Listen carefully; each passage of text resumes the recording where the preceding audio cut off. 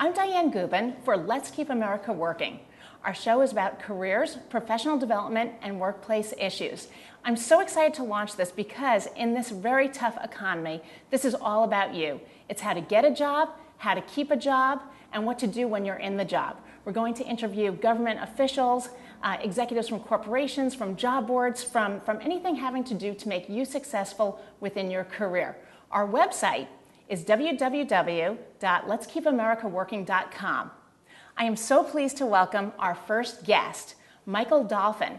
Michael is the Division Chief for the Employment Development Department, also known as the EDD. Welcome, Michael. Thank you. And I should say you're from the EDD in the state of California. Yes, in the state of California. It's the acronym is used in a couple of other states, but we're still the State Employment Security Agency, funded by federal Wagner-Peiser funds. And what does the ED do for job seekers? Our role is twofold. We provide services to job seekers and job providers. Ultimately, at the end of the day, our responsibility is to connect people with jobs.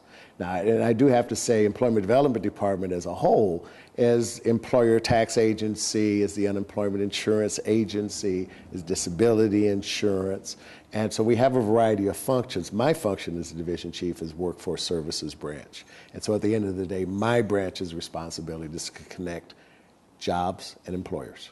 So if I'm newly employed, what would be the process that I would take to even work with the EDD? Easy. Come see us. That's probably the easiest thing. We have a website with all of our sites, www.edd.ca.gov, and that will give you a full listing of where our offices are. And you won't always find our offices listed as the Employment Development Department because in many, many places, we are a partner agency to the Workforce Investment System.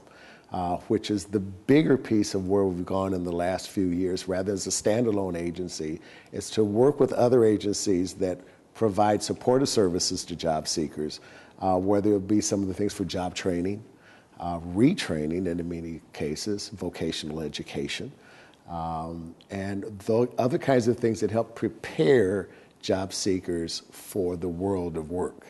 So as a partner in those agencies, our primary responsibility is to connect those folks who are ready to go to work and to work more closely with those folks who need additional kinds of support to get to that level of walking into an employer's job and said, hey, I'm here, this is what I know how to do, I can do your job, and we're going to be together for the next few years and through the end of my career. And there are EDD equivalents throughout the country, correct? There are. Right? Every state has an employment security agency, yes. And all of the states are working in a similar kind of modality and working as partners in the workforce investment system. With so many people being downsized today, I'm sure there's a great demand for the EDD services.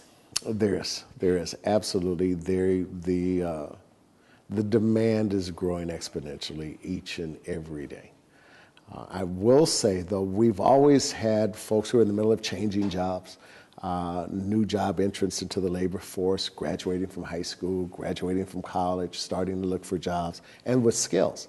Now, with the current economy, when you have people who've been on jobs 20, 25, 30 years in many cases, the first rude introduction for them is that they've been out of the labor market for so long. They really need a reintroduction to the process of looking for work, for one.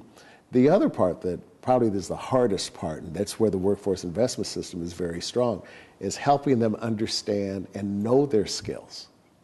And how rather they can than what cross over. their job was, and how they can cross those skills over from a declining market or a declining cluster into one that's starting to grow and where there's some future growth for new jobs, new opportunities, and so on. Michael, I see as the president of a staffing agency, very oftentimes people don't know that their skills will transfer over. So if someone's been in an industry where they've been downsized, let's say the mortgage industry or the finance industry, for example, where can somebody with skills in those spaces, how can they retool themselves? And that's what we're doing. That's what we're introducing them to those. One, I think our first responsibility in the workforce investment system is to help them know what their skills are.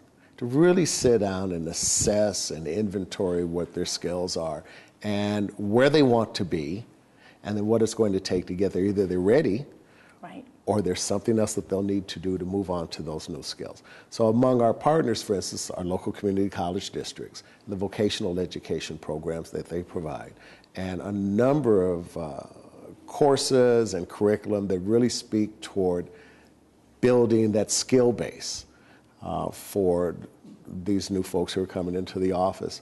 And then the other part of sometimes the rude introduction is looking for a job is a job. It's so highly competitive these days that you can no longer just presume that it's your skills alone that are going to get you into the job market or into that employer's place of business. Mm-hmm. You've got to determine, how do I sell myself? What are the selling points that I really need to develop now that I can inventory these skills and articulate these skills? How do I develop those selling points that make me look like a better candidate than the one who's going to come in 30 minutes behind me? And do you do that type of training, That's type of the coaching? kind of thing, that part of the coaching that we're doing as well in our sites. Are these services free to a job seeker? They're at no cost to a job seeker. I certainly would never want to say that they're free because it's taxpayer money that's already created the organization. And so there are no costs to the... Are there lines at the door for these services, I'm sure? There are lines a little differently than we've seen. When our doors are opening these days, because of the economy, there are people waiting to see us when the door opens at 8 o'clock. It's a little different than we had back in the days of 12, 14 years ago. When we used to file unemployment insurance in the same offices, and there would be lines of people waiting to fill out their application, seeing an interviewer so they could establish their unemployment insurance claims. But one of the things that California has done very, very well is turn unemployment insurance from an in-person process to an internet-based or a telephone process. We've got call centers all over the state.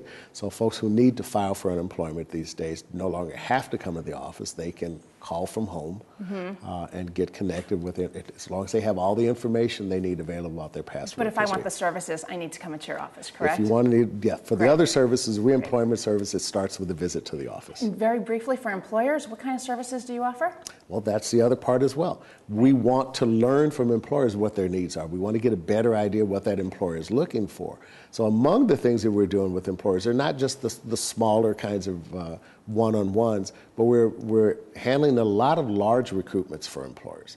If you get a Home Depot or Lowe's where they're going to hire several hundred people, we've been bringing those employers into our facility and becoming their HR office and allowing them to use our facilities, and we will help them recruit and set those interviews together as well. That is great. Thank you so much for sharing.